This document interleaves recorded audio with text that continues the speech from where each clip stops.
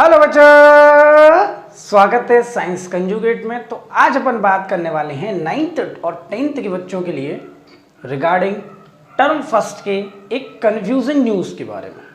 तो बेसिकली बच्चों की सोसाइटी में एक न्यूज़ फैल रही है कि पेपर आएगा कहाँ से। पहले न्यूज़ तो ये है कि क्या पेपर ऑब्जेक्टिव आएगा। सेकंड न्यूज़ कि पेपर हमारा जैसे होते थे सब्जेक्टिव टाइप आएंगे।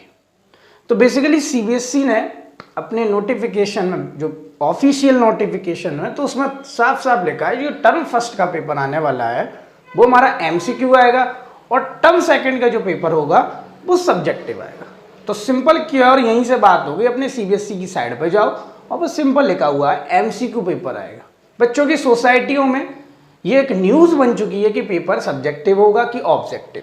तो जाकर के देखो, क्योंकि 9th के बच्चे पहली स्टेज के लिए होते हैं, क्योंकि उनके पास ये सारा पहली बार हो रहा है। सैम्पल पेपर पहली बार प्रैक्टिस करेंगे, अदर बुक्स पहली बार प्रैक्टिस करेंगे, ये सारी चीज़ नई है। तो उनको भ्रमित करना एक आसान काम है। तो भ्रमित ना हो, जाकर के अपनी ऑफिशियल साइट्स पर देखें, cbsc.nic या दूसरी साइट जो भी है उस पर जाकर देखें, लेकिन गवर्नमेंट साइट्स पर जाएंगे, ऑफिशियल साइट्स में। ऐसी बहुत सारी साइट्स है, ऐसी बहुत सारी न्यूज़ हैं जिसमें एक रिगार्डिंग 2021 और 20 की न्यूज़ को एक अफवाह फैलाई जा रही है। अब दूसरी अफवाह क्या है कि पेपर जो है वो कहाँ से आएगा, कि पहली बार हम एमसीक्यू पेपर देंगे और पेपर आएगा कहाँ से।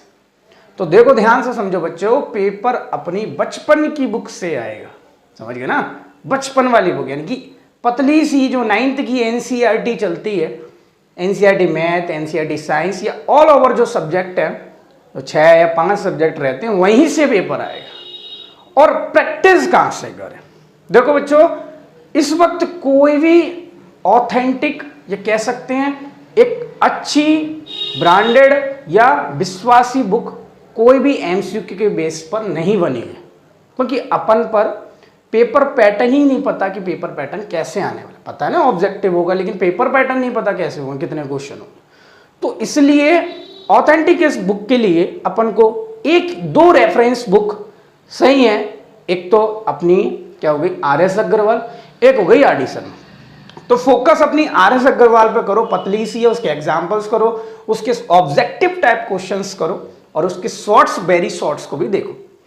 लेकिन फोकस अपन बचपन की बुक पर रखना है, यानी कि एनसीईआरटी के एक तो अनसॉल्व्ड एक्सरसाइज, एनसीईआरटी के एग्जाम्पल्स, एनसीईआरटी के थ्योरम्स, और एनसीईआरटी में जो लास्ट में समरी आती है ना, वो मोस्ट इंपॉर्टेंट है।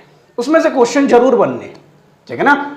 और बात, अब एक और बुक आती है, करीब करीब अंडर 200 आ जाएगी, एनसीईआरटी एग्जाम्पलर, ठीक, शायद आप पर हो भी, तो वो अरिहंत पब्लिकेशन की आती है एनसीईआरटी एग्जाम्पलर। मैथ स्टूडेंट्स के लिए बता रहा हूँ, ये साइंस के लिए भी होती है, ठीक है ना।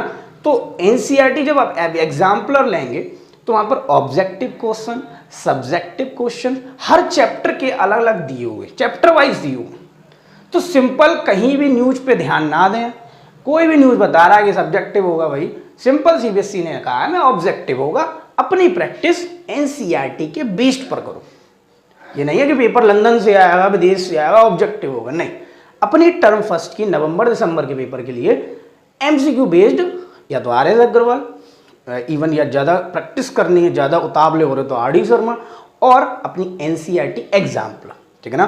तो फोकस करो अपनी एनसीईआरटी पर, बने रहिए वीआईपी कॉन्सेप्ट के साथ।